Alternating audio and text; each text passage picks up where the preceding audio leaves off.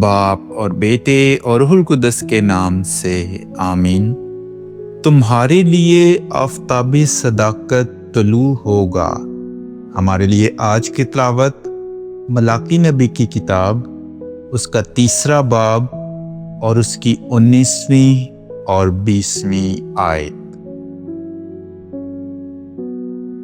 रब्बुल फ़वाज फरमाता है, देखो वो दिन आता है जो तनूर की मानिंद शोला जन है।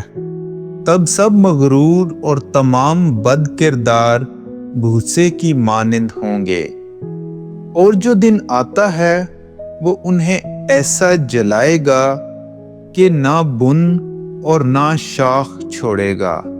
लेकिन तुम्हारे लिए, ऐ तुम जो मेरे नाम से डरते हो, आफ़ताबे सदाकत तलू होगा और उसके परों तले शिफा होगी।